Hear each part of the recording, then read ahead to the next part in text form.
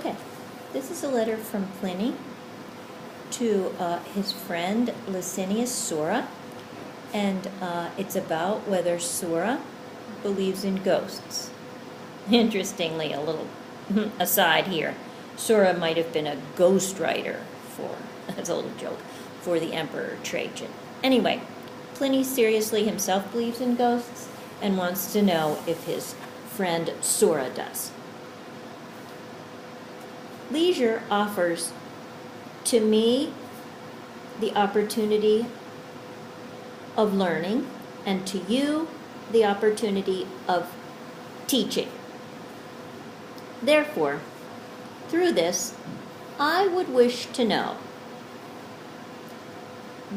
whether you think ghosts exist and have their own shape and some kind of divinity, or whether you think ghosts to be empty, lifeless things that take their appearance out of our fear. First ghost story, the ghost that came to Rufus. I am led, especially to this point,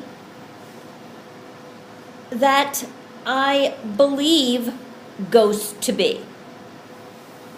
Because of the fact I hear what happened to Curtius Rufus. He had been a companion linked to the one ruling Africa. At that point, unimportant and unfamous. Rufus was walking in the afternoon in a colonnade. To him, the figure of a woman offers itself, bigger and more beautiful than human. She said she was the bringer of the future, Africa.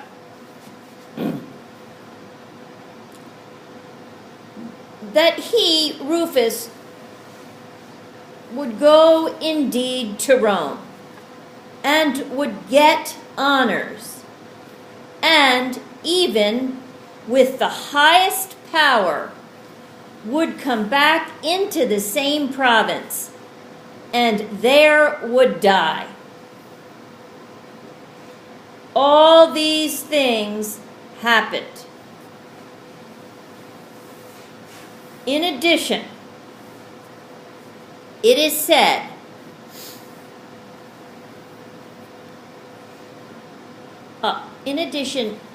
it meaning the ghost, or she is said to have come back, run back to Rufus as he is coming to Carthage and getting off the same ship. The figure came on the shore. He himself, taken certainly by a fit, having predicted the future from the past, adverse things from favorable things, he threw off hope of any salvation, even with no one of his people giving up. Okay, so Rufus, out of fear, killed himself. Okay, when he saw the ghost come back. Ghost 2. at the haunted house. Okay. Now, is this story both more terrible and not less amazing, which I will tell as I have heard it. There was in Athens a large and spacious house, but with bad reputation and poisonous. Through the silence of the night, the sound of iron, and if you would listen more sharply, the screeching of chains, first from farther, then were heard from nearby. Soon the ghost was appearing, an old man, finished off by thinness and dirt, his beard stretching forth, with hair trembling.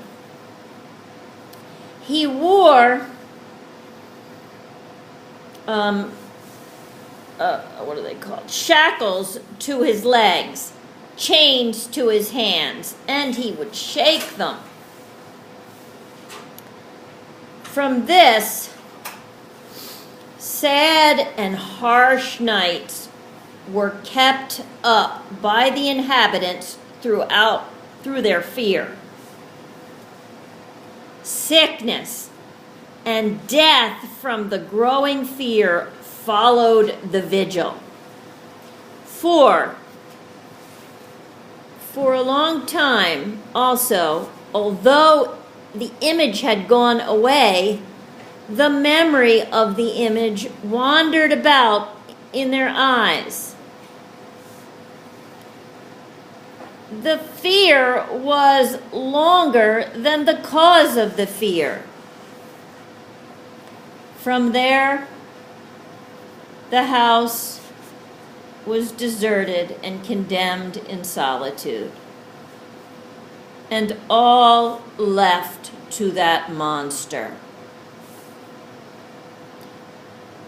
However, it was advertised if anyone would wish to buy or to rent it, unknowing of such a great evil. Okay? So then we have Athenodorus, the philosopher, decides to take the house. Okay? Athenodorus, the philosopher, came to Athens. He read the notice, and with the price having been heard, since the cheapness was suspected, having delayed, he was taught everything, and nonetheless, as a matter of fact, all the more, he rents it. When it begins to get evening, he orders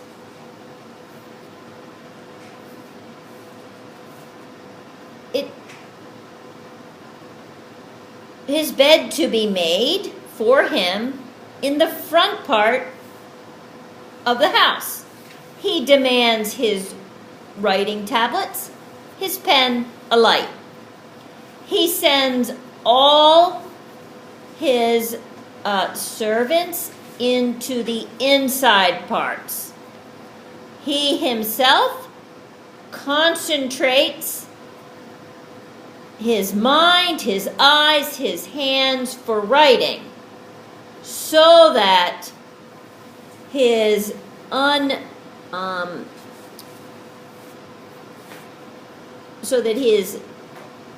mind, having heard, would not create ghosts and empty fears for himself. Okay, let's take a little break.